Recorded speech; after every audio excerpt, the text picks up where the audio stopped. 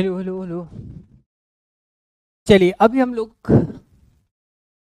Class 10th का सबसे लंबा टॉपिक, जो सबसे बड़ा टॉपिक माना जाता है, जिसका नाम है जैव प्रकरण। क्लास 10th का अध्याय 6 है। इसके एनसीईआरटी की एक एक लाइन को हम लोग जानने वाले हैं, जो आपके एग्जाम के लिए इंपॉर्टेंट है। कोई दिक्कत? तो आइए हम लोग शुरुआत करते हैं।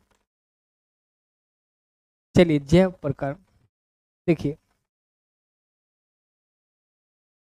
हम जैव यानी सजीव तथा अजैव निर्जीव में कैसे अंतर स्पष्ट करते हैं। यदि हमें कुत्ते को देखते हैं या गाय को जुगाली अथवा गली में एक इंसान को जोर से चीखते हुए देखते हैं, तो हम समझ पाते हैं ये सजीव है। यदि कुत्ता, गाय या इंसान सो रहे हैं तो क्या तब भी यही यही सोचेंगे कि ये सजीव है। लेकिन हम यह कैसे जानेंगे? हम उन्हें सांस लेते देखते हैं और जान लेते हैं कि वे सजीव है।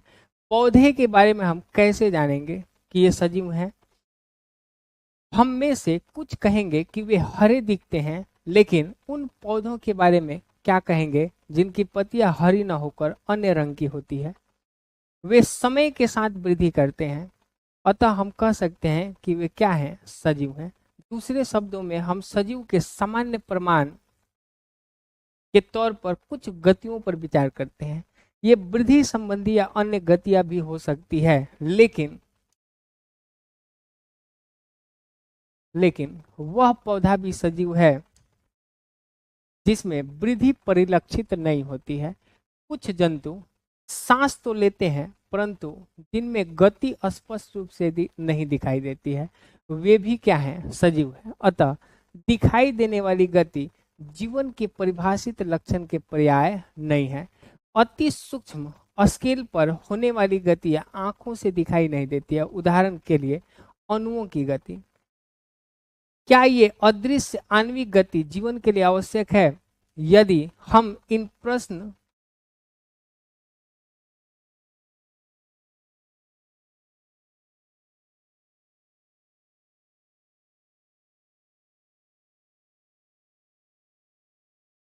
चलिए, यदि हम इन प्रश्न किसी व्यवसायी जीव विज्ञानी से करें तो उसका उत्तर सकारात्मक होगा। वास्तव में विषाणु के अंदर आणविक गति नहीं होती है जब तक वे किसी कोशिका को संक्रमित नहीं करते हैं। अतः इसी कारण यह विवाद बना हुआ है कि वे वास्तव में सजीव है या नहीं। देखिए, जीवन के लिए आणविक गति क्यों आवश्यक है? पूर्ण कक्षाओं में हम देख चुके हैं कि सजीव की संरचना सुसंगठित होती है। बोलिए, सजीव की संरचना कैसी होती है? सजीव की संरचना सुसंगठित होती है। उनमें ऊतक हो सकते हैं, ऊतकों में कोशिकाएं होती है, कोशिकाएं में छोटे घटक होते हैं। सजीव की यह संगठित एवं सुव्यवस्थित संरचना समय के साथ साथ पर्यावरण के प्रभाव के कारण विघटित होने लगती है। बोलिए, पर्यावरण के प्रभाव के कारण क्या होने लगती है? विघटित। यदि यह व्यवस्था टूटती है तो जीव और अधिक समय तक जीवित नहीं रह सकते हैं। अतः जीवों के शरीर को मरम्मत तथा अनुरक्षण की आवश्यकता होती है, क्योंकि ये सभी संरचनाएं अणु से बनी होती है। अतः इन्हें अणुओं में लगातार गतिशील बनाए रखना चाहिए। सजीवों की अनुरक्षण प्रक्रम कौन से है? आइए खोजते हैं। तो देखिए, अब हम लोग बात करेंगे कि जैव प्रक्रम क्या है। जैव प्रक्रम क्या है?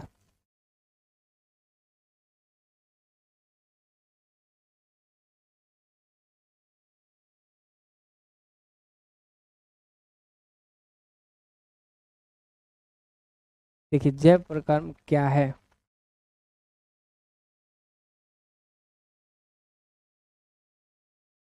देखिए, जीवों का अनुरक्षण कार्य निरंतर होना चाहिए। यह उस समय भी चलता है जब कोई विशेष कार्य नहीं करते हैं। जब हम सो रहे होते हैं अथवा कक्षा में बैठे हो, उस समय भी यह अनुरक्षण का काम चलता रहना चाहिए।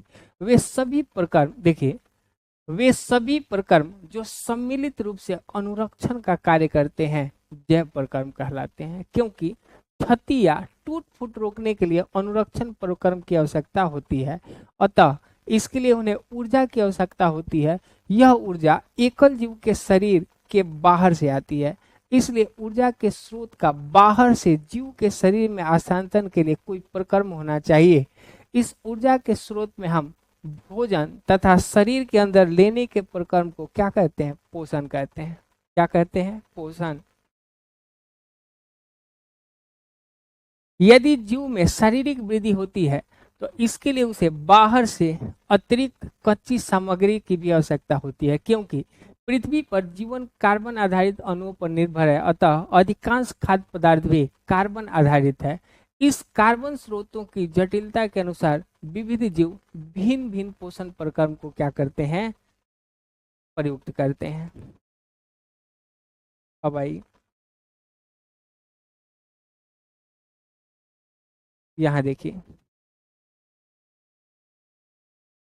शरीर के बाहर से ऑक्सीजन ग्रहण को करना तथा कोशिकीय आवश्यकता के अनुसार खाद्य स्रोत के विघटन में उसका उपयोग क्या कराता है? श्वसन कराता है।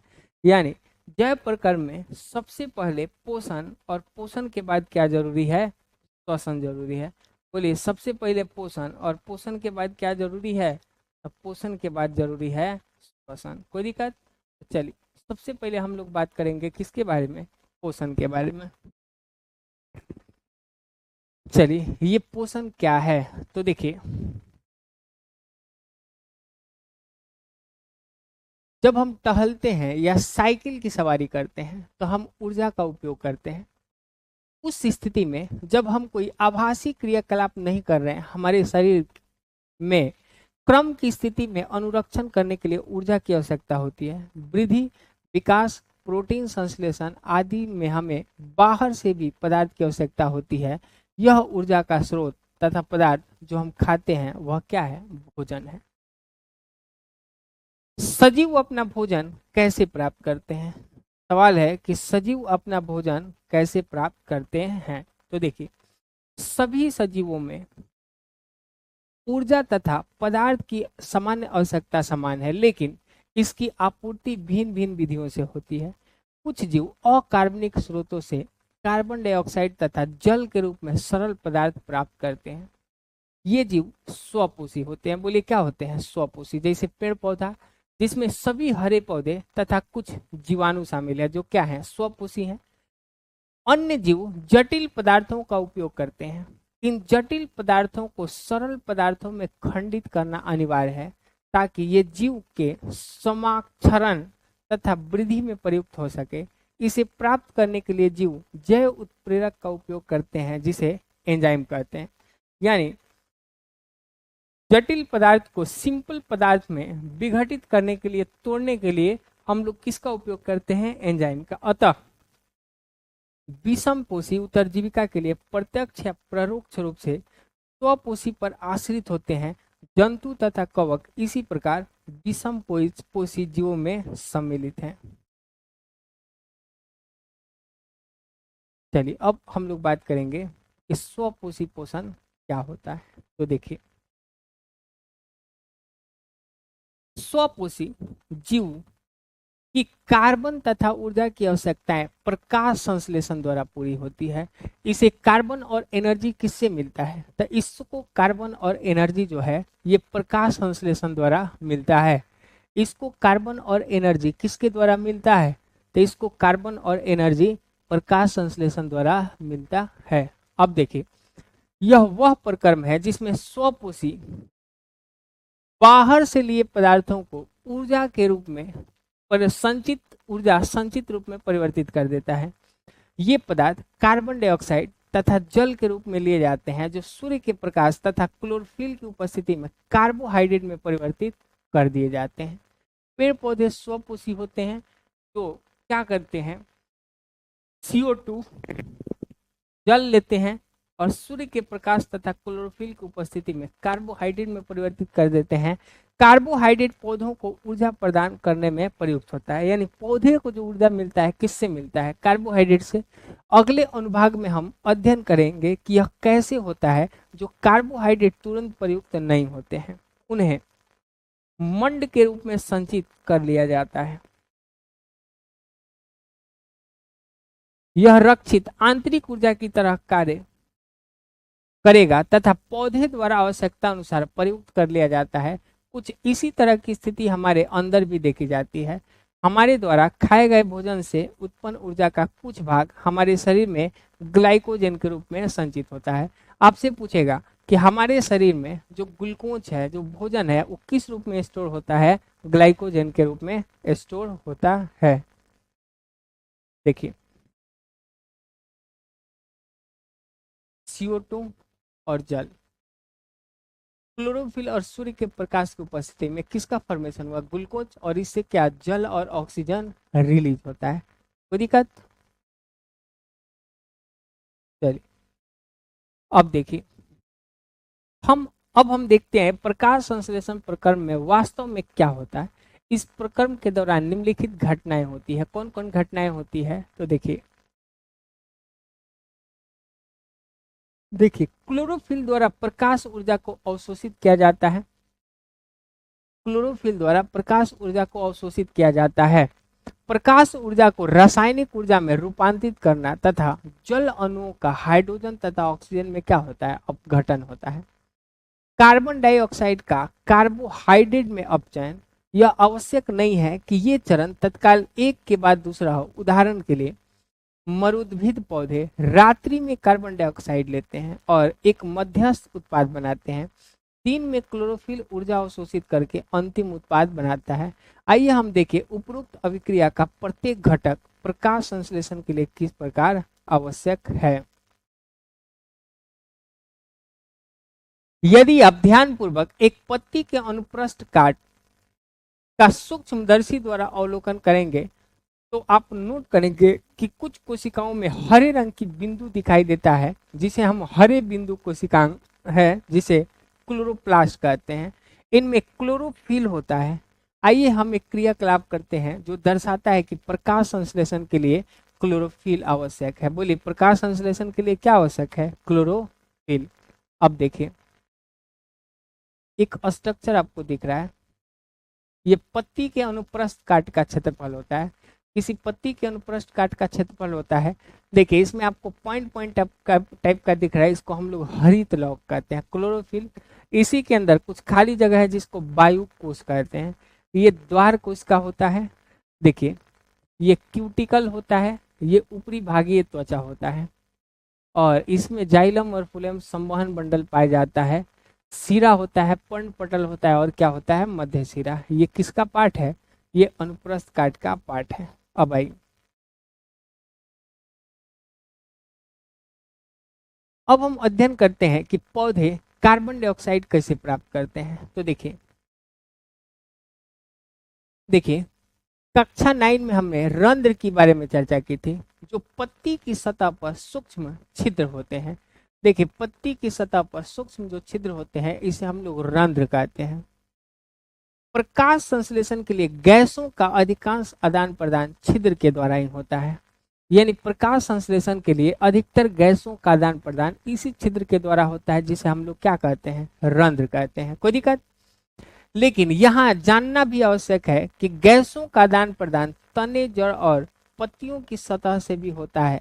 इन रंध्रों से प्राप्त मात्रा में जल की भी हानि होती है। अतः जब प्रकाश संश्लेषण के लिए कार्बन डाइऑक्साइड की आवश्यकता नहीं होती है, तब पौधा इन छिद्रों को बंद कर लेता है। छिद्रों का खुलना और बंद होना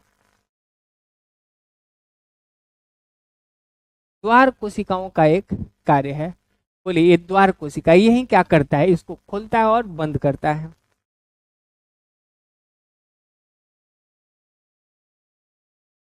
द्वार कोशिकाओं में जब जल अंदर जाता है तो वे फूल जाती है और रंध्र का छिद्र खुल जाता है। इसी तरह जब द्वार कोशिकाएं सिकुड़ती है तो वह छिद्र क्या हो जाता है? बंद हो जाता है। कोई दिक्कत? अब आई,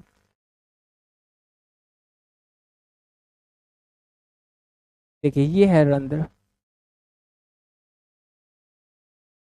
खुला बंद। अब आई,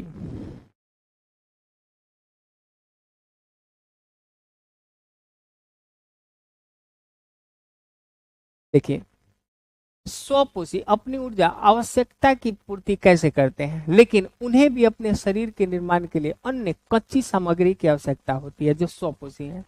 स्थलीय पौधे प्रकाश संश्लेषण के लिए आवश्यक जल की पूर्ति जड़ों द्वारा मिट्टी में उपस्थित जल के अवशोषण से करते हैं। नाइट्रोजन, फास्फोरस, लोहा तथा मैग्नीशियम सरीखे अन्य पदार्थ भी मिट्टी से लिए जाते हैं। नाइट्रोजन एक आवश्यक तत्व है जिसका उपयोग प्रोटीन और अन्य यौगिक के संश्लेषण में किया जाता है। इसे अकार्बनिक नाइट्रेट का नाइट्राइट के रूप में परिवर्तित कर दिया जाता है। इन्हें उन कार्बनिक पदार्थों के रूप में लिया जाता है जिन्हें जीवाणु वायुमंडलीय नाइट्रोजन से बनाते हैं। कोई दिक्कत? चलिए, अब है विषमपोषी। ये विषमपोषी क्या होता है? तो देखिए, एक जीव अपने वातावरण के अनुकूलित है। भोजन के स्वरूप एवं उपलब्धता के आधार पर पोषण की विधि विभिन्न प्रकार की हो सकती है। इसके अतिरिक्त यह जीव के भोजन ग्रहण करने के ढंग पर निर्भर करता है। उदाहरण के लिए, यदि भोजन स्रोत अचल है जैसे कि घास या गतिशील है जैसे हिरण, दोनों प्रकार के भोजन का अभिगम का तरीका भिन्न भिन्न है। तथा गाय व शेर किस भोजन उपकरण का उपयोग करते हैं। जीवों द्वारा भोजन ग्रहण करने और उसके उपयोग की अनेक युक्तियां हैं। कुछ जीव भोजन पदार्थों का विघटन शरीर के बाहर ही कर देते हैं और तब उसका अवशोषण करते हैं। फफूंद, ईस्ट और मशरूम आदि कवक इसके उदाहरण हैं। अन्य जीव संपूर्ण भोज्य पदार्थ का अंतर्ग्रहण करते हैं तथा इसका पाचन शरीर के अंदर करते हैं। इसका पाचन कहाँ करते हैं? शरीर के अंदर करते हैं। जीव द्वारा किस भोजन का अंतर्ग्रहण किया जाए तथा उसके पाचन की विधि उसके शरीर के अभिकल्पना तथा कार्यशैली पे डिपेंड करता है। देखिए, घास, फल, कीट, मछली या मृत खरगोश खाने वाले जंतुओं के अंतर के बारे में क्या सोचेंगे? कुछ अन्य जीव पौधा और जंतुओं को बिना मारे उनसे पोषण प्राप्त करते हैं। यह पोषण युक्ति अमरबेल, किलनी, जू, लीच और फीताकर्मी सरीखे बहुत सारे जीव द्वारा प्रयुक्त होती है। जीव अपना पोषण कैसे करते हैं? चलिए, अब सवाल है कि कोई जीव जो है अपना पोषण कैसे करता है। तो देखिए,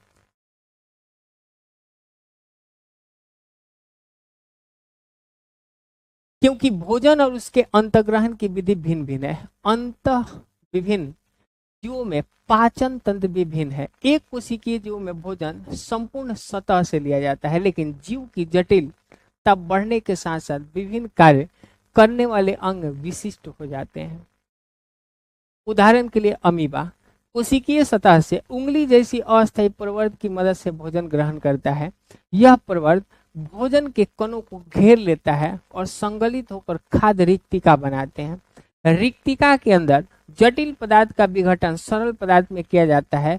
वे कोशिका द्रव में विसरित हो जाते हैं। बचा हुआ अपच पदार्थ कोशिका के सतह की ओर गति करता है और शरीर से बाहर निष्कासित कर दिया जाता है। ये बात किसकी हो रही है? अमीबा की। अब देखिए, पैरामीशियम भी एक कोशिकीय जीव है। इसकी कोशिका का एक निश्चित आकार होता है तथा भोजन एक विशिष्ट स्थान से ही ग्रहण किया जाता है। भोजन इस स्थान तक पक्षयाभ की गति द्वारा पहुंचता है जो कोशिका की पूरी सतह को ढके होते हैं।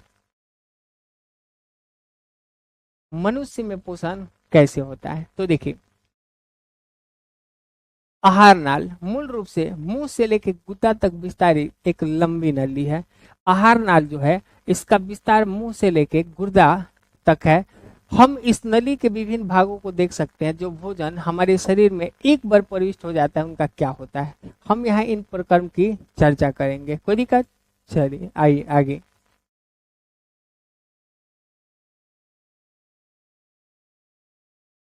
देखिए, मनुष्य पोषण कैसे करता है। तो देखिए, एकदम शुरू से देखते हैं। हम तरह तरह के भोजन खाते हैं जिसे उसी भोजन नली से गुजरना होता है। प्राकृतिक रूप से भोजन को एक प्रक्रम से गुजरना होता है जिसे वह उसी प्रकार के छोटे छोटे कण में बदल जाता है। इसे हम दांतों से चबाकर पूरा करते हैं। भोजन जब हम लोग मुंह में लेते हैं तो बोले इसको किससे चबाते हैं? दांतों से, क्योंकि आहार का स्तर बहुत कमल होता है, अतः भोजन को गीला किया जाता है ताकि इसका मार्ग आसान हो जाए।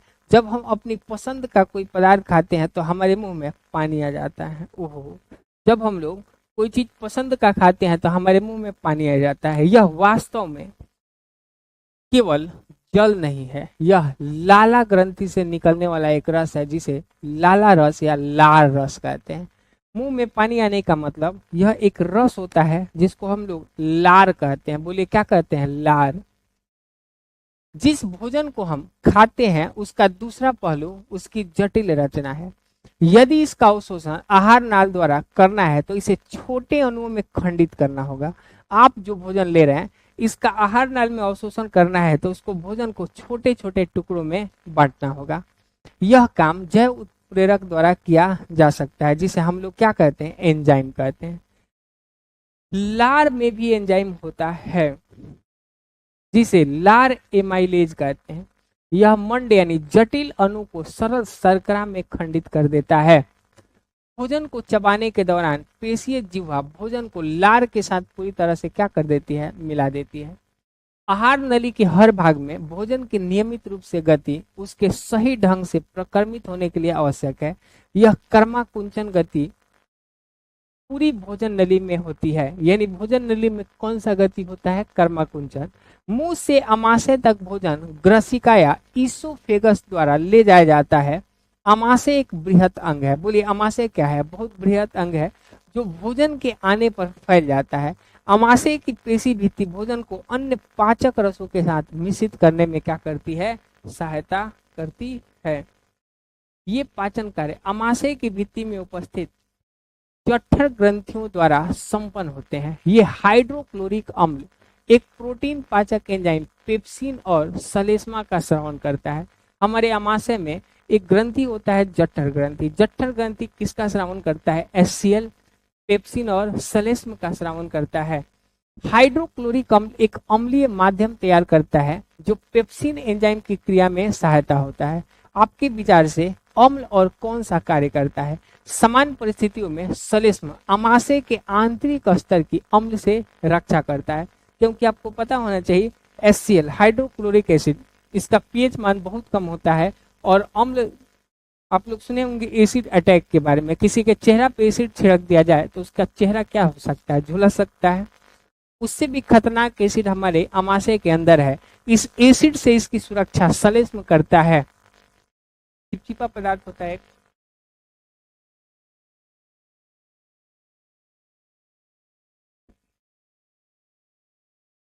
अब देखिए, हमने बहुधा वयस्क को एसिडिटी अथवा अम्लता की शिकायत करते सुना होगा। क्या इसका संबंध उपयुक्त वर्णित विषय से तो नहीं? तो देखिए,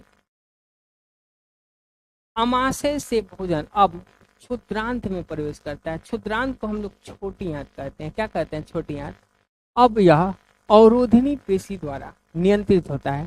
क्षुद्रांत आहार नाल का सबसे लंबा भाग है। आपसे पूछेगा पूरे आहार नाल का सबसे लंबा भाग छोटी आंत है जिसकी लंबाई 6 से 7 मीटर होती है। अत्यधिक कुंडली होने के कारण सहंत स्थान में अवस्थित होती है। विभिन्न जंतुओं में क्षुद्रांत की लंबाई उनके भोजन के प्रकार के अनुसार अलग अलग होती है।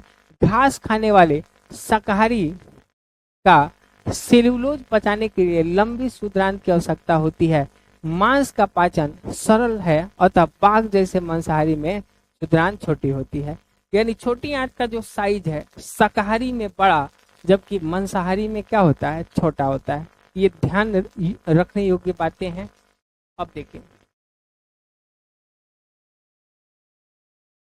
देखिए, यानी छोटी आंत क्षुद्रांत कार्बोहाइड्रेट, प्रोटीन तथा वसा के पूर्ण पाचन का स्थल। आपसे पूछेगा कि पाचन तंत्र का आहार नाल का कौन ऐसा भाग है जहां भोजन का कंप्लीट पाचन होता है? तो उस भाग को हम लोग क्या कहेंगे? छोटी आंत। इस कार्य के लिए यह यकृत तथा अग्न्याशय से स्रावन प्राप्त करती है। छोटी आंत में यकृत और अग्न्याशय से कुछ रस आता है। अमाशय में आने वाला भोजन अम्लीय है और अग्न्याशयी एंजाइम की क्रिया के लिए इसे क्षारीय बनाया जाता है। जो अग्न्याशयी रस है ये भोजन को अब क्या कर दिया, क्षारीय बना दिया। यकृत से पीत रस निकलता है, इस कार्य को करता है। यह कार्य वसा पर क्रिया करने के अतिरिक्त है। पीत रस जो है वसा का पाचन करता है जो लीवर से आता है। क्षुद्रांत यानी छोटी आंत में बड़ी वसा की गोलियों के रूप में होता है, जिसे उस पर एंजाइम का कार्य करना मुश्किल हो जाता है। पीत लवण उसे छोटी गोलिकाओं में खंडित कर देता है। वसा के बड़े बड़े अणु हैं जिसको छोटे छोटे अणु में क्या कर देता है, तोड़ देता है, जिससे एंजाइम की क्रियाशीलता बढ़ जाती है। यह साबुन का मैल पर इमल्सीकरण की तरह ही है, जिसके विषय में हम अध्याय 4 में पढ़ चुके हैं। अग्न्याशय, अग्न्याशयी रस का स्रावन करता है जिसमें प्रोटीन के पाचन के लिए ट्रिप्सिन। अग्न्याशयी रस से क्या निकलता है, ट्रिप्सिन, जो प्रोटीन का पाचन करता है, तथा इमल्सीकृत वसा का पाचन करने के लिए लाइपेज, लाइपेज वसा का पाचन करता है। क्षुद्रांत की भित्ति में ग्रंथि होती है जो आंत रस से स्रावित करती है। इसमें उपस्थित एंजाइम अंततः प्रोटीन को अमीनो अम्ल, जटिल कार्बोहाइड्रेट को ग्लूकोज तथा वसा को अम्लीय वसीयम तथा ग्लिसरॉल में परिवर्तित कर देती है। यानी जब कंप्लीट भोजन का पाचन हो जाता है तो कार्बोहाइड्रेट, ग्लूकोज, प्रोटीन, एमिनो अम्ल और वसा जो है ये वसीय अम्ल में क्या हो जाता है, परिवर्तित हो जाता है। अब देखिए, पचित भोजन को आंत की भित्ति अवशोषित कर लेती है। क्षुद्रांत के आंतरिक स्तर पर अनेक उंगली जैसी प्रवर्ध होते हैं जिसे दीर्घ रोम कहते हैं। बोलिए क्या कहते हैं, इसे हम लोग दीर्घ रोम कहते हैं। ये अवशोषण का सतही क्षेत्र बढ़ा देते हैं। दीर्घ रोम में रुधिर वाहिकाओं का बहुतायत होता है। इस दीर्घ रोम में पतली पतली रुधिर वाहिकाएं होती है जो भोजन को अवशोषित करके शरीर के प्रत्येक कोशिका तक पहुंचाते हैं।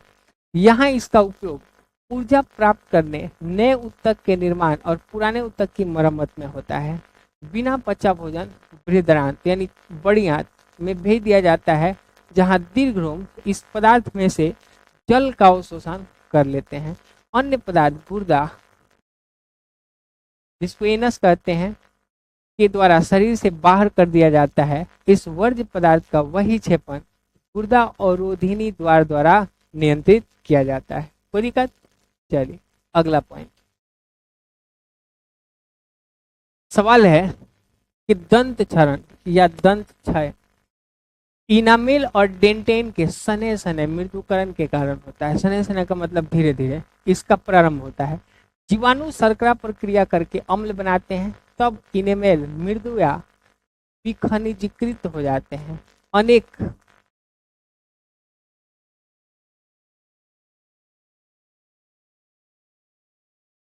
अब देखें, एक मिनट,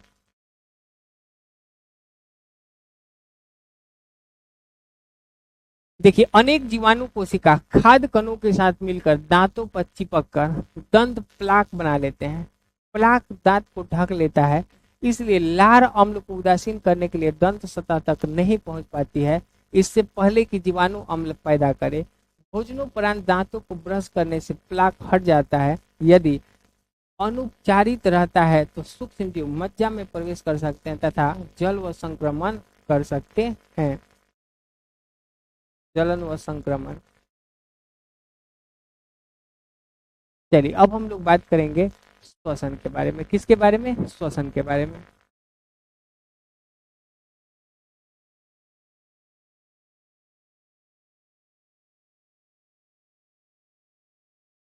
चलिए अब हम लोग देखेंगे श्वसन के बारे में। देखिए श्वसन, सबसे पहले ही एक क्रियाकलाप दिया है। कह रहा है कि एक प्रणाली में ताजा तैयार किया हुआ चूने का पानी लीजिए।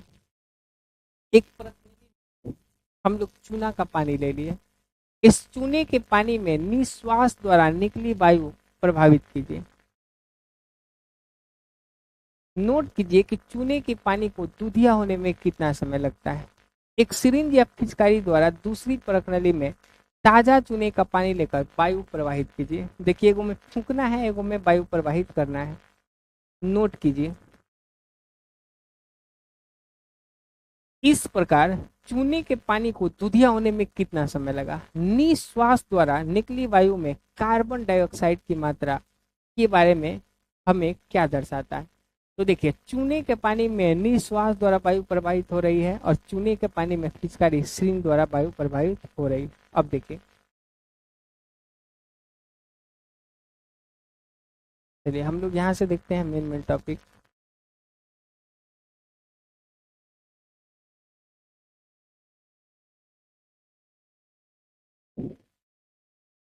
देखिए,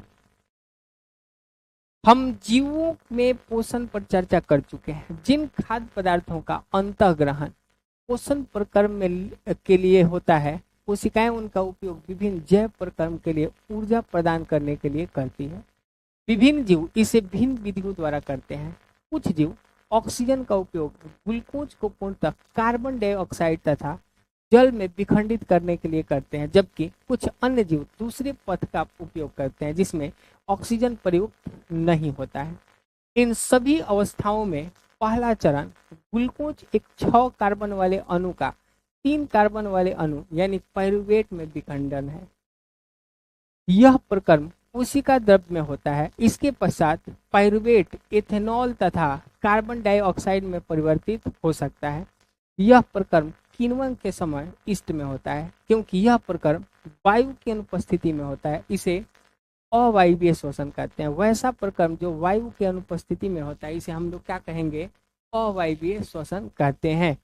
पाइरूवेट का विखंडन ऑक्सीजन का उपयोग करके माइटोकॉन्ड्रिया में होता है। यह प्रक्रम 3 कार्बन वाले पाइरूवेट के अणु को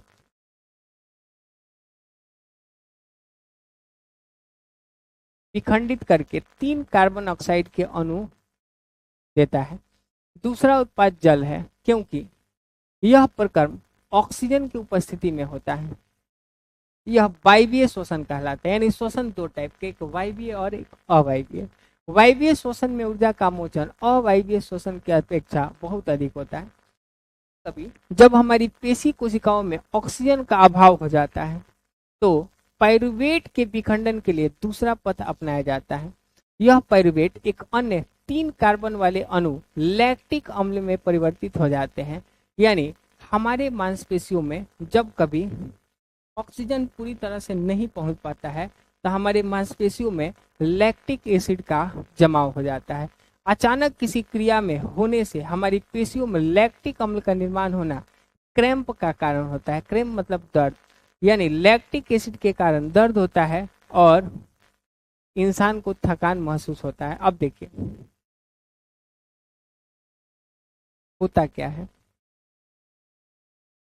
तो देखिए, अगर ऑक्सीजन की अनुपस्थिति हुई तो ईस्ट में इथेनॉल और कार्बन डाइऑक्साइड और ऊर्जा होता है। ऑक्सीजन के अभाव में हमारी पेशियां लैक्टिक अम्ल का निर्माण करती है। ऑक्सीजन की उपस्थिति में कार्बन डाइऑक्साइड, जल और ऊर्जा प्राप्त होता है। ये कहाँ होता है? माइटोकॉन्ड्रिया में। कोई दिक्कत? अब आई, कोशिकीय शोषण द्वारा मोचित ऊर्जा तत्काल ही एटीपी नामक अणु के संश्लेषण में प्रयुक्त हो जाती है, जो कोशिका की अन्य क्रियाओं के लिए ईंधन की तरह प्रयुक्त होता है। एटीपी के विखंडन से एक निश्चित मात्रा में ऊर्जा मोचित होता है, जो कोशिका के अंदर होने वाली एंडोथर्मिक क्रियाओं का प्रचालन करती है, जिसको हम लोग किस नाम से जानते हैं? एटीपी। अब आइए हम लोग थोड़ा सा चर्चा करते हैं किसके बारे में? एटीपी के बारे में। देखिए,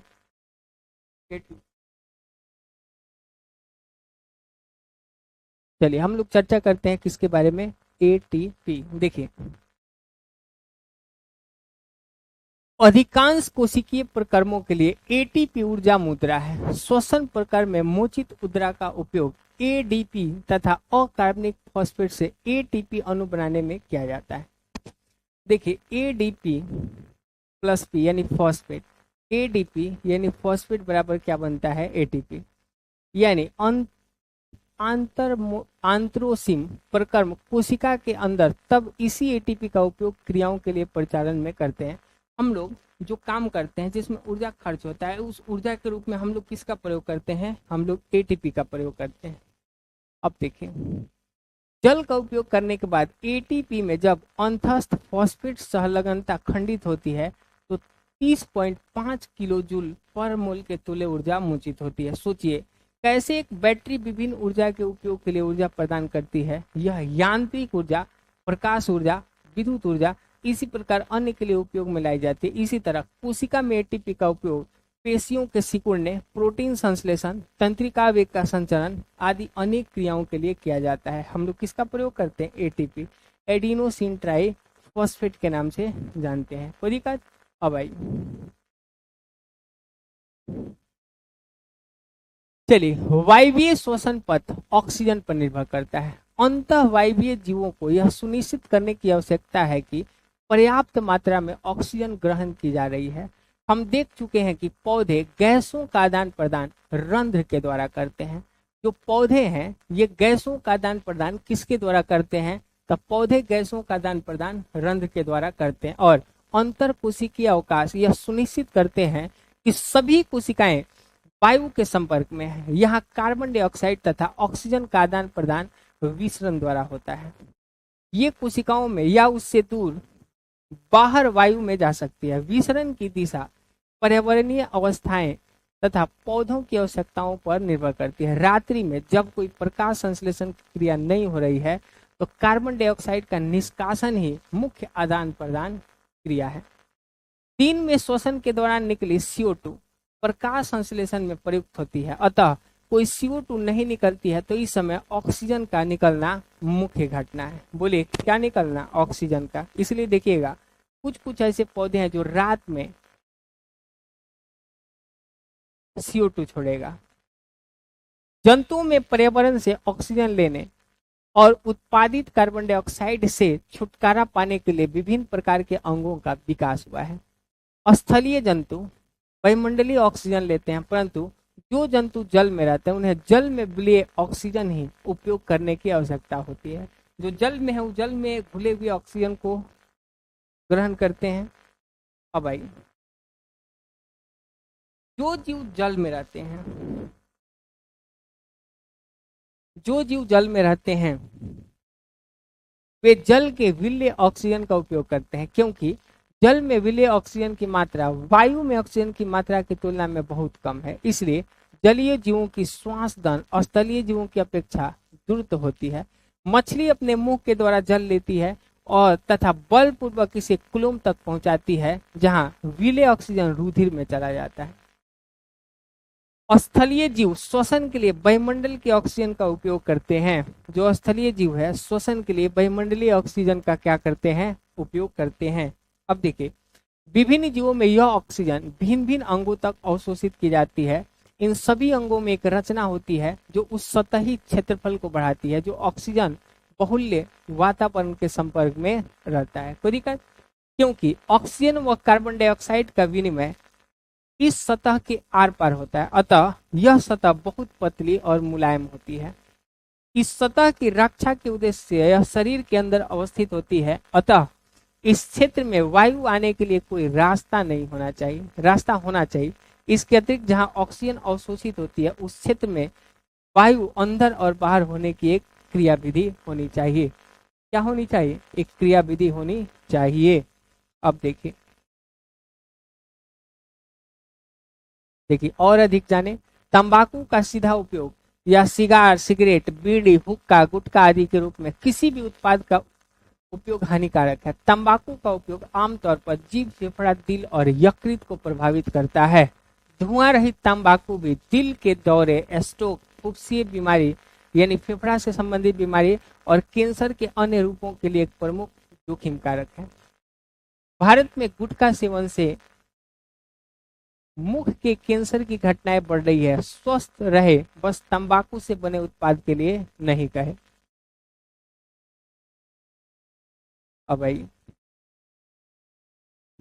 मनुष्य में वायु शरीर के अंदर नासा द्वार द्वारा जाती है। देखिए एक चित्र दिख रहा है, ये नासा द्वार, नासा द्वार यानी नाक को कहते हैं।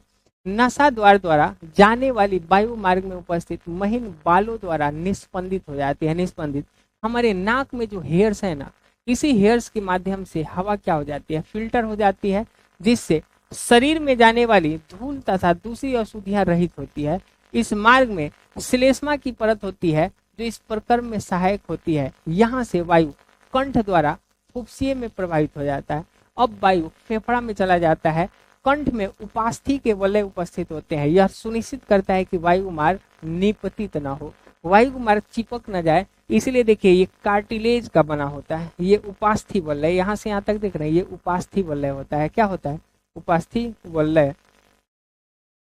अब आई देखिए, हम लोग नसा द्वार से सांस लिए, ग्रसनी में जाता है, ग्रसनी से श्वास नली में, और श्वास नली आगे चल के दो भाग में बढ़ जाता है जिसको श्वसनी कहते हैं। श्वसनी के कई सारे ब्रांच हैं जिसे श्वसनिका कहते हैं। उसके बाद अंदर में गुब्बारे जैसी संरचना होगी जिसे कूपिका कहेंगे। ये कहाँ चली जाती है? कूपिका में। कोई दिक्कत? अब भाई फुफ्फुसीय के अंदर यानी फेफड़ा के अंदर मार्ग छोटी और छोटी नलिकाओं में विभाजित हो जाता है जो अंततः गुब्बारे जैसी संरचना अंतःकृत हो जाता है जिसे हम लोग क्या कहते हैं? कूपिका कहते हैं। बोले इसे हम लोग किस नाम से जानते हैं? कूपिका के नाम से जानते हैं। कूपिका एक सतह उपलब्ध कराती है जिसे गैसों का विनिमय हो सकता है। कूपिकाओं की भित्ति में रुधिर वाहिकाओं का विस्तीर्ण जाल होता है। इस कूपिका में रुधिर वाहिकाओं यानी रक्त वाहिकाओं का एक विस्तृत जाल होता है। जैसा हम प्रारंभिक वर्षों में देख चुके हैं, जब हम श्वास अंदर लेते हैं तो हमारी पसलियां ऊपर उठती है और हमारा डायफ्राम चपटा हो जाता है। ये हमने बहुत पहले पढ़ा था। इसके परिणाम स्वरूप वक्ष गुहिका बड़ी हो जाती है। इस कारण वायु फुफ्फुसीय के अंदर चूस ली जाती है और विस्तृत कूपिकाओं को भर लेती है। रुधिर शेष शरीर के कार्बन ऑक्साइड कूपिका को छोड़ने के लिए लाता है। कूपिका रुधिर वाहिका का रुधिर कूपिका वायु से ऑक्सीजन लेकर शरीर के सभी कोशिकाओं तक पहुंच जाता है।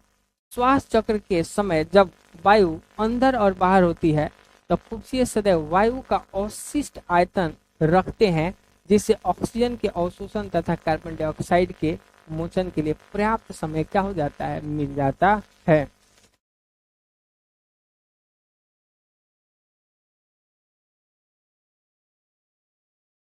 अब भाई जैसे जैसे जंतुओं के शरीर का आकार बढ़ता है, अकेला विसरण दाब शरीर के सभी अंगों में ऑक्सीजन पहुंचाने के लिए अपर्याप्त है।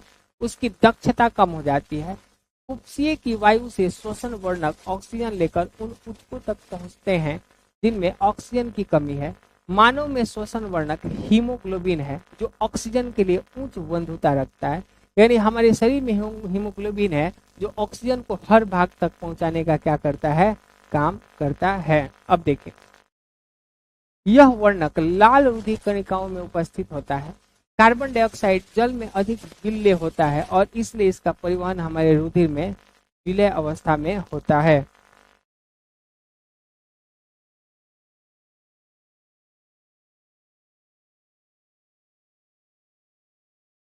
चलिए अब हम लोग पढ़ेंगे मानव में वहन के बारे में।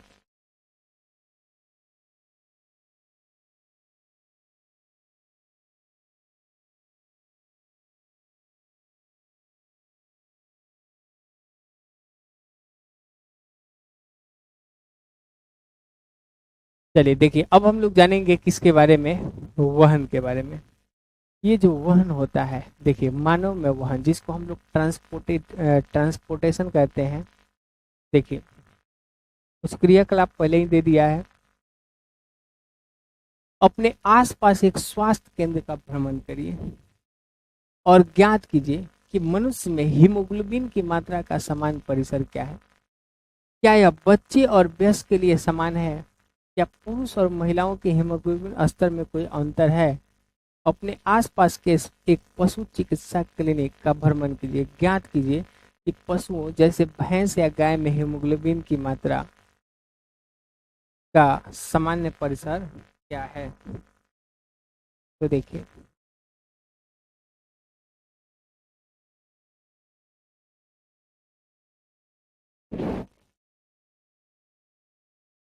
क्या यह मात्रा बछड़ों में नर तथा मादा जंतुओं में समान है? नर तथा मादा मानव में जंतुओं में दिखाई देने वाला अंतर की तुलना कीजिए। यदि कोई अंतर है तो उसे कैसे समझाएं। चलिए हम लोग आगे बढ़ते हैं। देखिए पिछले अनुभाग में हम देख चुके हैं कि रुधिर भोजन, ऑक्सीजन तथा वर्ज्य पदार्थ का हमारे शरीर में वहन करता है। वर्ज्य पदार्थ का मतलब जो पदार्थ हमारे शरीर के लिए हानिकारक है, उन सारे पदार्थों को शरीर से बाहर निकाल देना, ये क्या कहलाता है? तो वर्ज्य पदार्थ होता है। देखिए कक्षा 9 में हमने सीखा था कि रुधिर एक तरल संयोजी ऊतक है। बिल्कुल है, रुधिर में एक तरल माध्यम होता है जिसे प्लाज्मा कहते हैं। बोले रुधिर में जो तरल माध्यम है उसे हम लोग किस नाम से जानते हैं? प्लाज्मा के नाम से। इसमें कोशिकाएं निलंबित होती है। प्लाज्मा भोजन, कार्बन डाइऑक्साइड तथा नाइट्रोजन वर्ज्य पदार्थ का विलीन रूप से वहन करता है। यानी वहन करने का मतलब हमारे ब्लड में एक जगह से दूसरी जगह ले जाता है। ऑक्सीजन को लाल रुधिर कणिकाएं ले जाती है। हमारे बॉडी में, बॉडी के हर एक पार्ट तक ऑक्सीजन को कौन ढोता है? आरबीसी। बहुत से अन्य पदार्थ जैसे लवण का वहन भी रुधिर के द्वारा होता है। अतः हमें एक पंप यंत्र की आवश्यकता है जो रुधिर को अंग के आसपास ढकेल सके। यानी ब्लड को अंगों तक पहुंचाने के लिए एक पंप की जरूरत है। नलियों के एक परिपथ की आवश्यकता है जो रुधिर को सभी ऊतकों तक भेज सके तथा एक तंत्र जो यह सुनिश्चित करे कि इस परिपथ में यदि कभी टूट फूट होती है तो उसकी मरम्मत हो सके। तो देखिए हमारा जो पंप है वो हमारा हृदय है। बोलिए हमारा पंप क्या है? तो हमारा पंप क्या है? हृदय। अब देखिए हृदय एक पेशी अंग है जो हमारी मुट्ठी के आकार का होता है। आपसे पूछेगा हृदय किस आकार का होता है? तो हृदय जो है ये बंद मुट्ठी के आकार का होता है। जैसा कि चित्र देख पा रहे हैं, ये हमारे हार्ट का फिगर। अब देखिए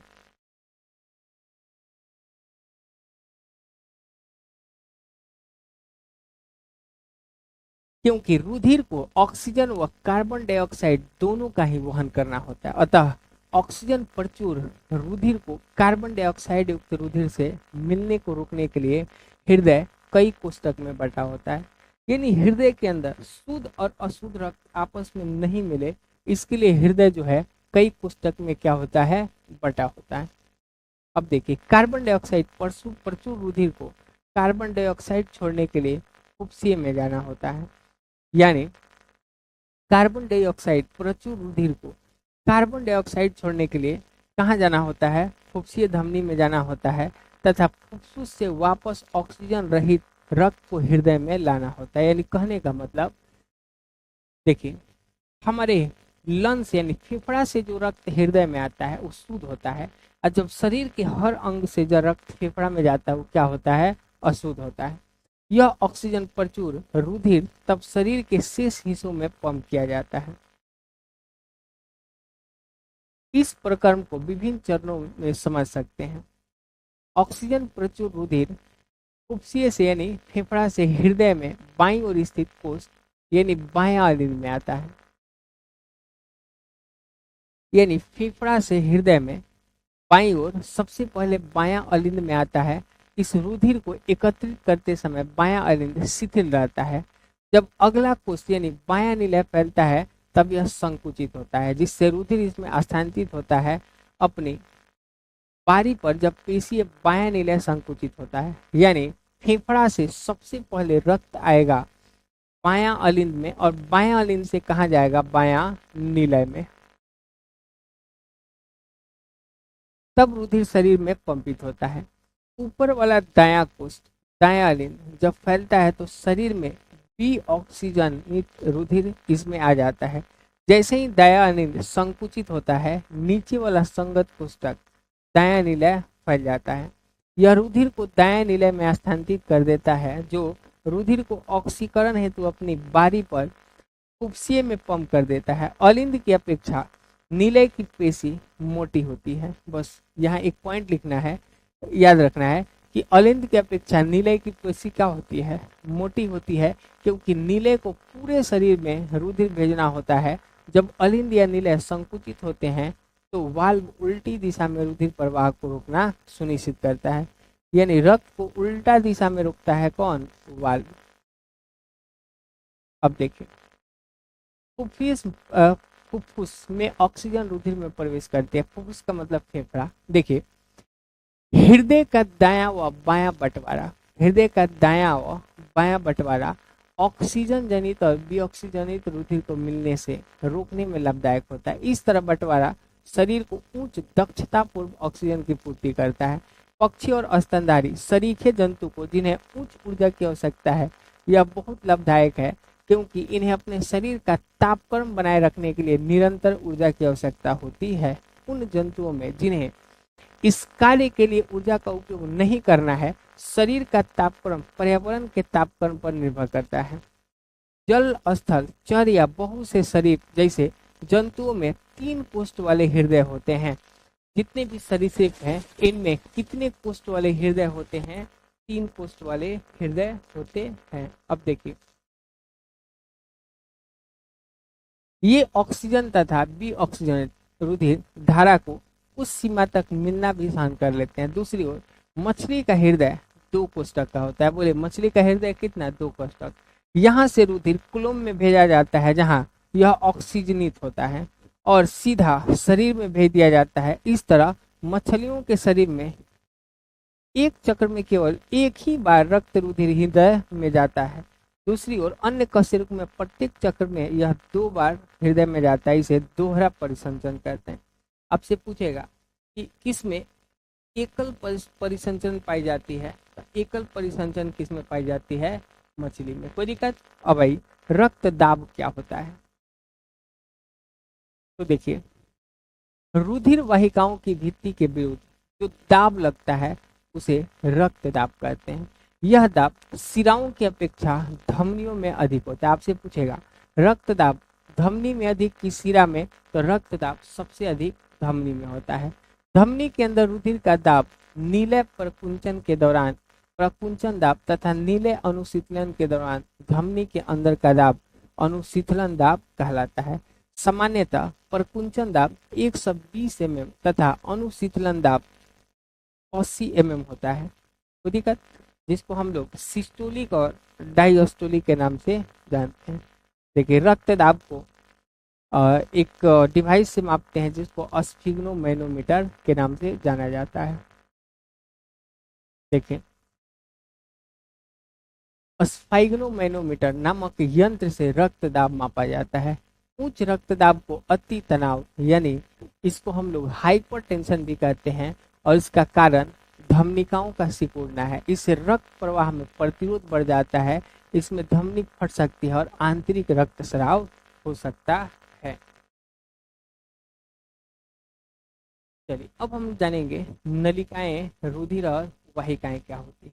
तो देखिए, हमारे शरीर में जो पतली पतली नसें हैं उसी को हम लोग रुधिर वाहिका के नाम से जानते हैं। देखिए, नलिकाएं, रुधिर वाहिकाएं। धमनी वे रुधिर वाहिकाएं हैं जो रुधिर को हृदय से शरीर के विभिन्न अंगों तक ले जाती। धमनी की भित्ति मोटी तथा लचीली होती है क्योंकि रुधिर हृदय से उच्च दाब से निकलता है। सिराएं विभिन्न अंगों से रुधिर एकत्र करके वापस हृदय में लाती है। उनमें मोटी भित्ति की आवश्यकता नहीं होती है क्योंकि रुधिर में दाब होता है, बल्कि उनमें रुधिर को एक ही दिशा में प्रवाहित करने के लिए वाल्व होते हैं। बोले क्या होते हैं? वाल्व होते हैं। कोई दिक्कत? चलिए, किसी अंग या ऊतक तक पहुंचकर धमनी उत्तरोत्तर छोटी छोटी वाहिकाओं में विभाजित हो जाती है। देखिए, धमनी छोटी छोटी वाहिकाओं में विभाजित हो जाती है जिससे सभी केशिकाओं से रुधिर का संपर्क हो सके। सबसे छोटी वाहिकाओं की भित्ति एक कोशिकीय मोटी होती है और रुधिर एवं आसपास की कोशिकाओं के मध्य पदार्थों का विनिमय इस पतली भित्ति के द्वारा ही होता है। इसे केशिका कहते हैं। केशिकाएं तब आपस में मिलकर शिराएं बनाती है जब रुधिर को अंग या ऊतक से दूर ले जाना है। अब आइए, प्लेटलेट्स का नाम सुने होंगे आप लोग। प्लेटलेट्स द्वारा अनुरक्षण। इन नलिका के तंत्र में यदि रिसना प्रारंभ हो जाए तो क्या होगा? उस स्थिति पर विचार करिए जब हम घायल हो जाते हैं और रक्तस्राव होने लगे। तंत्र से रुधिर की हानि प्राकृतिक रूप से कम होनी चाहिए। यानी हमारे शरीर से कम रक्त निकलना चाहिए। इसके अतिरिक्त रक्त स्राव से दाब में कमी आ जाएगी, जिससे पंपिंग प्रणाली की दक्षता में कमी आ जाएगी। इसे रोकने के लिए रुधिर में प्लेटलेट्स कोशिकाएं होती है, जो पूरे शरीर में भ्रमण करती है और रक्त स्राव के स्थान पर रुधिर का थक्का बनाकर मार्ग अवरुद्ध कर देती है। आपसे पूछेगा कि बताइए कौन ऐसा रक्त का भाग है जो रक्त थक्का बनने में हेल्प करता है, तो उसका नाम क्या होता है? तो उसका नाम होता है प्लेटलेट। अब भाई हम लोग बात करते हैं लसिका के बारे में। ये लसिका क्या करता है?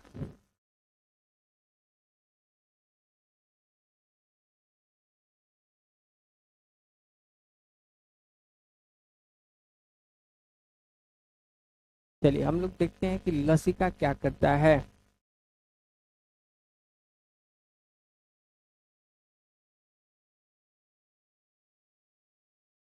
चलिए देखिए लसिका,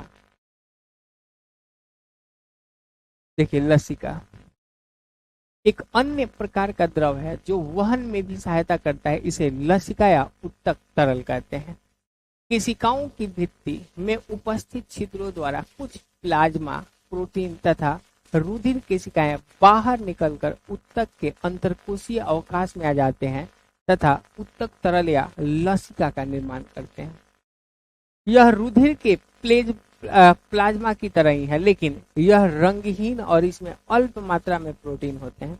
लसिका अंतर कोशीय अवकाश से लसिका कोशिकाओं में चला जाता है, जो आपस में मिलकर बहुत बड़ी लसिका वाहिका बनाती है। अंतः में बड़ी शिरा में खुलती है। पचा हुआ तथा क्षुद्रांत द्वारा छोटी आंत द्वारा अवशोषित वसा का वहन लसिका द्वारा होता है और अतिरिक्त तरल को बाह्य कोशिकीय अवकाश से वापस रुधिर में लाता है। तो आपसे पूछेगा लसिका क्या करता है? तो ये वसा का वहन करता है। बोले किसका वहन करता है? वसा। अब सवाल है कि पादप में परिवहन कैसे होता है? तो देखिए पादप किस तरह CO2 शरीर के सरल यौगिक लेते हैं और प्रकाश संश्लेषण द्वारा ऊर्जा का भंडारण क्लोरोफिल युक्त अंग के विशेष रूप से पत्तियों में करते हैं। पादप शरीर के निर्माण के लिए आवश्यक कच्ची सामग्री अलग से प्राप्त की जाती है। पौधों के लिए नाइट्रोजन फास्फोरस तथा दूसरे खनिज लवणों के लिए मृदा निकटतम तथा प्रचुरतम स्रोत है। यानी पौधों के लिए नाइट्रोजन फास्फोरस और दूसरे खनिज लवणों के लिए मृदा निकटतम और प्रचुरतम स्रोत है। इसलिए इन पदार्थों का अवशोषण जड़ों द्वारा जो मृदा के संपर्क में रहते हैं किया जाता है।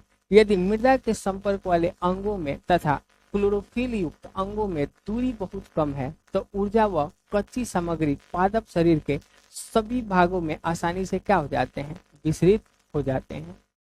यदि पादप शरीर की अभिकल्पना में परिवर्तन के कारण ये दूरियां बढ़ जाती है तो पत्तियों में कच्ची सामग्री और जड़ में ऊर्जा उपलब्ध करने के लिए विसरण प्रक्रम पर्याप्त नहीं होगा। ऐसी परिस्थिति में परिवहन की एकल सुदृढ़ प्रणाली आवश्यक हो जाती है। अब आइए आगे। विभिन्न शरीर अभिकल्पना के लिए ऊर्जा की आवश्यकता भिन्न होती है। पादप प्रचलन नहीं करते हैं और पादप शरीर का एक बड़ा अनुपात अनेक ऊतकों के मृत कोशिकाओं का होता है। इसके परिणाम स्वरूप पादपों को कम ऊर्जा की आवश्यकता होती है तथा वे अपेक्षाकृत धीमे वहन तंत्र प्रणाली का उपयोग कर सकते हैं। जिन दूरियों पर परिवहन तंत्र का प्रचालन कर रहे हैं लंबे वृक्ष में वे बहुत अधिक हो सकती है। पादप वहन तंत्र पत्तियों से भंडारित ऊर्जा यानी पत्ती में जो भंडारित ऊर्जा है युक्त पदार्थ तथा जड़ों से कच्ची सामग्री का वहन करेगा। ये दो पथ स्वतंत्र संगठित चालन नलिकाओं से निर्मित है। एक का नाम है जाइलम जो मृदा में जल प्राप्त जल और खनिज लवणों का वहन करता है और दूसरा है फ्लोएम पत्तियों से जहां प्रकाश संश्लेषण के उत्पाद संश्लेषित होते हैं पौधे के अन्य भागों तक वहन करता है। हम इन ऊतकों की रचना विस्तार से क्लास 9 में कर चुके हैं। बिल्कुल हम लोग कर चुके हैं। जाइलम फ्लोएम हम लोग पढ़ चुके हैं। चलिए अब सवाल है कि जल का परिवहन कैसे?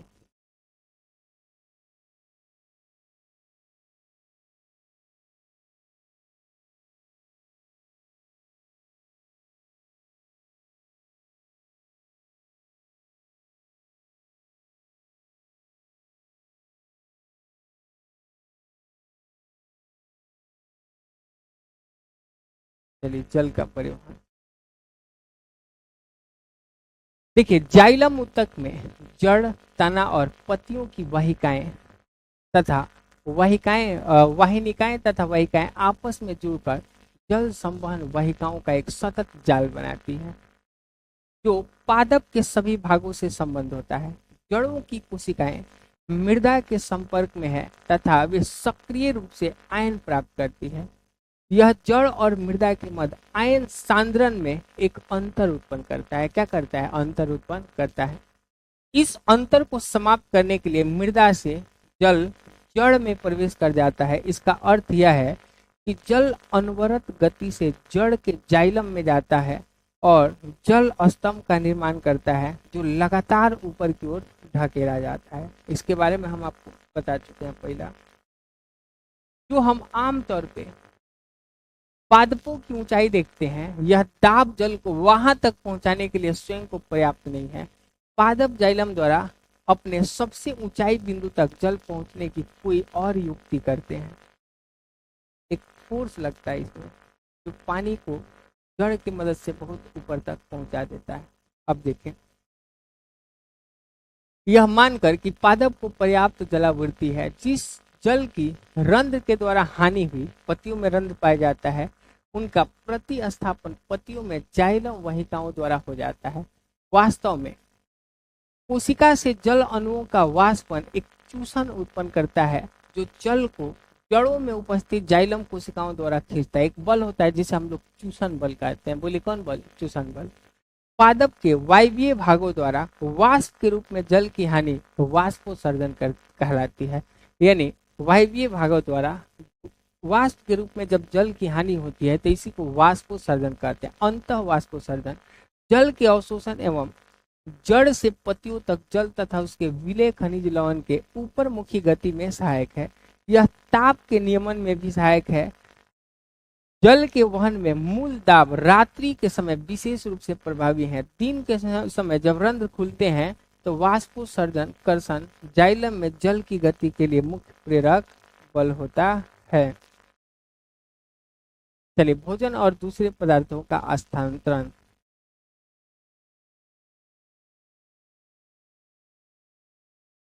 अब तक हम पादप में जल और खनिज लवणों की चर्चा कर चुके हैं। अब हम लोग उपापचयी क्रियाओं के उत्पाद विशेष रूप से प्रकाश संश्लेषण से पत्तियों में होता है तथा पादप के अन्य भागों में कैसे भेजे जाते हैं, यानी पत्ती में जो भोजन बना पादप के अन्य भागों में कैसे भेजे जाते हैं, इन्हीं के बारे में। कोई दिक्कत? प्रकाश संश्लेषण विलेय उत्पादों का वहन स्थानांतरण कहलाता है और यह संवहन ऊतक के फ्लोएम नामक भाग द्वारा होता है। प्रकाश संश्लेषण के उत्पाद के अलावा फ्लोएम अमीनो अम्ल तथा अन्य पदार्थों का भी परिवहन करता है। ये पदार्थ विशेष रूप से जड़ के भंडारण अंगों, फलों, बीजों तथा वृद्धि वाले अंगों में ले जाए जाते हैं। भोजन तथा अन्य पदार्थों का स्थानांतरण संलग्न साथी कोशिकाओं की सहायता से चलनी नलिकाओं में ऊपरी मुखी तथा अधोमुखी दोनों दिशाओं में होती है। ऊपरी मुखी तथा अधोमुखी दोनों दिशाओं में होती है। जाइलम द्वारा परिवहन जिस सामान्य भौतिक बलों द्वारा समझाया जा सकता है, से विपरीत फ्लोएम द्वारा स्थानांतरण है, जो ऊर्जा के उपयोग से पूरा होता है। सुक्रोज सरीखे पदार्थ फ्लोएम ऊतक में एटीपी से प्राप्त ऊर्जा से ही स्थानांतरित होते हैं। यानी इसमें भी हस्तांतरण के लिए ऊर्जा चाहिए। किस रूप में चाहिए? एटीपी के रूप में।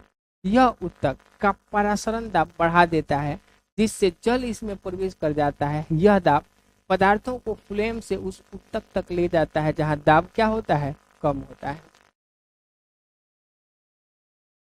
यह फ्लोएम को पादप की आवश्यकता के अनुसार पदार्थों का स्थानांतरण करता है। उदाहरण के लिए वसंत में जड़ व तने के ऊतक में भंडारित शर्करा व स्थानांतरण कलिकाओं में होता है, जिससे वृद्धि के लिए ऊर्जा की क्या होती है? आवश्यकता होती है। चलिए, तो हमने इसके बारे में यही सब सीखा था। चलिए, अब हम लोग जानेंगे किसके बारे में? उत्सर्जन के बारे में। चलिए, अब हम लोग देखेंगे किसके बारे में? उत्सर्जन के बारे में। देखिए, उत्सर्जन सबसे पहले जानिए कि उत्सर्जन क्या होता है। तो देखिए, हमारे शरीर में उपापचयी क्रियाओं द्वारा कुछ अवशिष्ट पदार्थों का निर्माण होता है, और ये अवशिष्ट पदार्थ अगर लंबे समय तक आपके शरीर में रह गए तो ये हानिकारक है। इन्हीं सारे अवशिष्ट पदार्थों का शरीर से बाहर निकल जाना क्या कहलाता है? उत्सर्जन कहलाता है। जैसे उत्सर्जन, देखिए, क्यों प्रकाश संश्लेषण तथा श्वसन में जनित वर्ज्य गैसों से कैसे छुटकारा पाते हैं? अन्य उपापचयी क्रियाओं में जनित नाइट्रोजन युक्त पदार्थ का निकलना आवश्यक है। वह जैव प्रक्रम जिसमें इन हानिकारक उपापचयी वर्ज्य पदार्थों का निष्कासन होता है क्या कहलाता है? उत्सर्जन कहलाता है। विभिन्न जंतु इसके लिए विविध युक्तियां करते हैं। बहुत से कोशिकीय जीव इन अवशिष्ट को शरीर के सतह से जल में विसर्जित कर देते हैं, जैसा हम अनेक प्रकरण में देख चुके हैं। जटिल बहुकोशिकीय जीव इस कार्य को पूरा करने के लिए विशिष्ट अंगों का उपयोग करते हैं। लेकिन अभी हम लोग पढ़ेंगे सबसे पहले मानव में उत्सर्जन कैसे होता है। तो देखिए, मानव में उत्सर्जन के लिए एक जोड़ा ब्रेक यानी किडनी, एक मूत्र वाहिनी, एक मूत्राशय और एक मूत्र मार्ग होता है। ब्रेक जो है उदर में रीढ़ की हड्डी के दोनों ओर स्थित होता है। उदर में रीढ़ की हड्डी के दोनों ओर ब्रेक स्थित होता है। उदर के हड्डी के दोनों ओर ब्रेक स्थित होता है। ब्रेक में मूत्र बनने के बाद मूत्र वाहिनी में होते हुए मूत्राशय में चला जाता है। देखिए, ब्रेक में जो मूत्र बनता है यह मूत्र वाहिनी से होते हुए ये कहाँ चला आता है? ये मूत्राशय में चला आता है तथा यहाँ तब तक एकत्र रहता है जब तक कि मूत्र मार्ग से यह निकल नहीं जाता। अब आइए, मूत्र किस प्रकार तैयार होता है? तब मूत्र बनने का उद्देश्य रुधिर में से वर्ज्य पदार्थों को छानकर बाहर करना है। फुफ्फुस में CO2 रुधिर से अलग हो जाता है, जबकि नाइट्रोजन वर्ज्य पदार्थ जैसे यूरिया, यूरिक एसिड ब्रेक के रुधिर से अलग कर लिए जाते हैं। यह कोई आश्चर्य की बात नहीं। वृक्क में आधारी निस्यंदन एकक फुफ्फुसीय की तरह ही बहुत पतली भित्ति वाली रुधिर केशिकाओं का गुच्छ होता है। वृक्क में प्रत्येक केशिका गुच्छ, जिसको ग्लोमेरुलस कहते हैं, एक नलिका के कप के आकार के सिरे के अंदर होता है, जिसे हम बोमेन कैप्सूल कहते हैं। यह नलिका छने मूत्र को एकत्र करती है। प्रत्येक वृक्क में ऐसे अनेक निस्यंदन एकक होता है, जिसे वृक्काणु यानी नेफ्रॉन कहते हैं। यानी नेफ्रॉन जो है वास्तव में छानने का काम करता है रक्त। अब देखिए, जो आपस में निकटता से पैक रहते हैं। प्रारंभिक निस्यंदन में कुछ पदार्थ जैसे ग्लूकोज, अमीनो अम्ल, लवण तथा प्रचुर मात्रा में जल रहते हैं। जैसे जैसे मूत्र इस नलिका में प्रवाहित होता है, इन पदार्थों का चयनित पुनरावशोषण होता है। जल की मात्रा पुनरावशोषण शरीर में उपलब्ध अतिरिक्त जल की मात्रा पर तथा कितना विलेय वर्ज्य पदार्थ उत्सर्जित करना है पर निर्भर करता है। प्रत्येक वृक्क में यानी किडनी में बनने वाला मूत्र एक लंबी नलिका मूत्र वाहिनी में प्रवेश करता है, जो वृक्क को मूत्राशय से जोड़ता है। मूत्राशय में मूत्र भंडारित रहता है जब तक कि फैले हुए मूत्राशय का दाब मूत्र मार्ग द्वारा उसे बाहर न कर दे। मूत्राशय पेशीय होता है, अतः यह तंत्रिका नियंत्रण में होता है। इसकी चर्चा हम कर चुके हैं। परिणाम स्वरूप हम प्रायः मूत्र निकासी को नियंत्रित कर लेते हैं। देखिए, यही नेफ्रॉन है जो मूत्र निर्माण का कार्य करता है। चलिए, अगर किसी का किडनी काम करना बंद कर दे तो उसे मशीनों द्वारा उसके रक्त का साफ सफाई करते हैं, जिसे कृत्रिम वृक्क यानी अपोहन कहते हैं। बोलिए, क्या कहते हैं? अपोहन। ठीक है, इसे अपोहन कहते हैं।